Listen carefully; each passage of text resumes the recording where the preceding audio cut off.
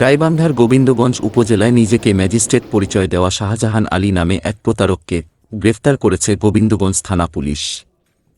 শুক্রবার দুপুরে প্রেস ব্রিফিংয়ের মাধ্যমে সহকারী পুলিশ সুপার সি সার্কেল উদয় কুমার সাহা জানান, গত বৃহস্পতিবার দুপুরে 999 কল পেয়ে প্রতারক শাহজাহানকে নাকাইহাট বাজার থেকে স্থানীয়দের সহায়তায় আটক করা হয়।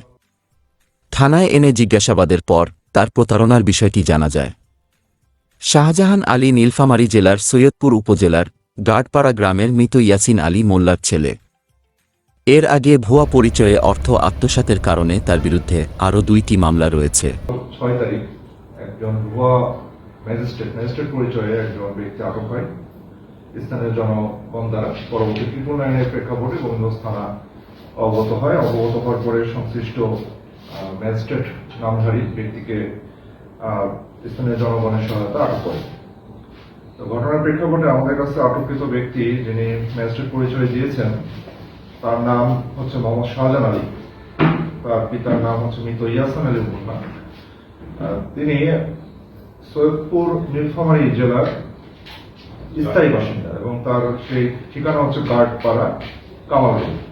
তিনি বর্তমানে বগুড়া আদমদিঘি থানাধীন ঢেকরাতে বাসিন্দা বসবাস করছেন। তো ঘটনার প্রেক্ষাপটে আমরা জানতে পারি যে নাকাইঘাটে শ্রী জয়চন্দ্র বর্মন নামে একজন দন্ত চিকিৎসক, তার একটি দোকান, একটি বর্মনস ডেন্টাল কেয়ার নামে একটি দন্ত চিকিৎসালয় রয়েছে। তো এই ব্যক্তি যিনি শাহজাহান আলী ম্যাজিস্ট্রেট পরিচয় দানকারী ব্যক্তি, তিনি গতকাল দুপুরের দিকে আনুমানিক 2টার দিকে তার ডেন্টাল কেয়ারে যাওয়ার পরে তাকে বিভিন্ন প্রকার পরিচয় প্রদান করেন যে তিনি হচ্ছেন উপসহকারী রংপুর বিএমডিসি বিভাগীয় ম্যাজিস্ট্রেট পরিচয় দেন এবং পরিচয়ে তার কাছ থেকে তার বিভিন্ন রেজিস্ট্রেশনপত্র, তার চিকিৎসার যে বিষয় আসলে এগুলো জানতে চান এবং তিনি তাকে ভয় প্রদান করেন, ভয় দেখান যে তার যে দন্ত চিকিৎসালয় রয়েছে এটা অত্যন্ত অপরিষ্কার অপরিচ্ছন্ন, তার যে ব্যবহার্য জিনিসপত্র রয়েছে এগুলো অত্যন্ত মেয়াদ উত্তীর্ণ এবং ব্যবহার অনুপযোগী। এবং তিনি আরো বলেন যে তার সাথে একটি টিম রয়েছে, সেই টিমও আসতেছেন এবং তিনি প্রাথমিকভাবে এখানে অনুসন্ধানের জন্য এসেছেন। এবং এই জয়চন্দ্র বর্মন দন্ত চিকিৎসক তার ভিতর ভীতি সঞ্চার করেন যে তাকে বিভিন্নভাবে জরিমানা করা হবে এবং এই জরিমানার অর্থ যদি না দেন তবে তাকে আটকপূর্বক বা জেল হাজতে প্রেরণ করা হবে, এরকম বিভিন্ন রকম ভয়ভীতি তার মধ্যে সঞ্চার করেন। এবং তিনি এই জরিমানা থেকে এবং শাস্তি থেকে বাঁচার জন্য যদি তার সাথে নেগোসিয়েশন করতে বলেন, যদি তিনি 50,000 টাকা চাঁদা প্রদান করেন তবে তিনি তাকে এখান থেকে অব্যাহতি দিয়ে যাবেন। পরবর্তী জয়চন্দ্র বর্মনের মধ্যে যদি সন্দেহ সৃষ্টি হয় যে এই ব্যক্তি ম্যাজিস্ট্রেট হয়তো নাম দিয়ে তাকে বিভিন্ন রকম প্রতারণা করতেছে, এই লক্ষ্যে তিনি যখন এনাকে বিভিন্ন রকম কাগজপত্র দেখাতে বলেন তখন তিনি সেখান থেকে পালানোর চেষ্টা করেন। স্থানীয় লোকজন তখন জয়চন্দ্র বর্মনের সাথে তাকে আটক করতে সক্ষম হয়। পরবর্তীতে আমাদের কাছে ট্রিপল আইনের প্রেক্ষাপটে ফোন আসে এবং আমরা সংশ্লিষ্ট ব্যক্তি আটকপূর্বক তাকে জিজ্ঞাসাবাদ করি। জিজ্ঞাসাবাদে আরো জানতে পারি যে তিনি আসলে দীর্ঘদিন ধরে প্রতারণা আশ্রয় নিয়ে মানুষজনকে প্রতারণা করে আসছেন বিভিন্ন পরিচয় দিয়ে।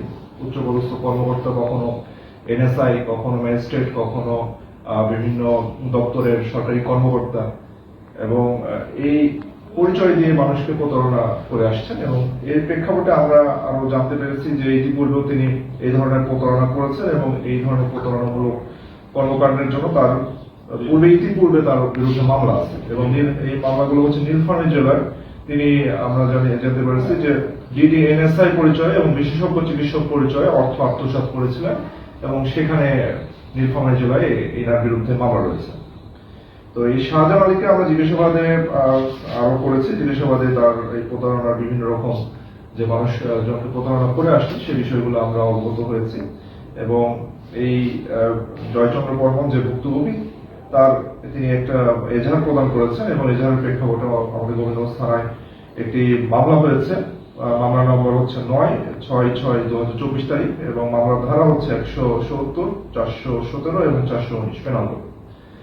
তো আপনাদের এই প্রতারক যিনি রয়েছেন তাকে আপনাদের সামনে উপস্থাপন করা হবে এবং সমস্ত প্রেস রিলিজের সমস্ত বিষয় এখানে নোট ডাউন করা আছে, আপনারা এখান থেকে এই নোটগুলো পাবেন।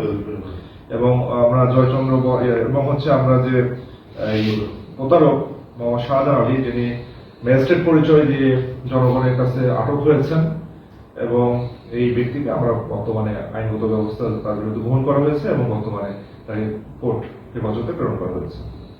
আচ্ছা, গতকাল গ্রেপ্তার করেছেন ম্যাজিস্ট্রেটকে। এই ম্যাজিস্ট্রেট যে অনুসন্ধান টিমের কথা বলেছিল, সেই টিমের কি সন্ধান পেয়েছেন? না, এটা আসলে ভুক্তভোগী যিনি, তাকে বিভিন্ন ভাবে ভয়ভীতি প্রদর্শনের জন্য তাকে এই ধরনের শব্দ তিনি ব্যবহার করেছেন যে তার সাথে একটি টিম আসছেন। আসলে প্রকৃতপক্ষে জিজ্ঞাসাবাদ করা হচ্ছে যে এই ধরনের কোন টিম যদি থেকে থাকে তা সেই জিজ্ঞাসাবাদে আমরা পরবর্তীতে পাওয়া যাবে। ওনারা কি কোনো গাড়ি নিয়ে এসেছিলেন? না, এই ধরনের কোনো গাড়ি কোনো কিছু পাওয়া যায়, তিনি একাই এসেছেন। আচ্ছা, এর বিরুদ্ধে অন্য অন্য থানায় কয়টি মামলা আছে আসলে? আমরা জানতে পেরেছি যে তার বিরুদ্ধে নীলফামারী জেলায় অলরেডি 2টি মামলা রয়েছে। সেই 2টি মামলার বিষয়বস্তু এখানে দেওয়া আছে। প্রাথমিক জিজ্ঞাসাবাদে কি সে শুধু একাই কর্মকাণ্ড করে, না তার সাথে আর কেউ আছে? এই ধরনের প্রাথমিক জিজ্ঞাসাবাদে সে নিজের কথাই স্বীকার করেছে এবং তাকে আরো গভীর নিবিড় জিজ্ঞাসাবাদে আরো বাকি কেউ আছে কিনা তদন্তের সাথে জানানো। ঠিক আছে।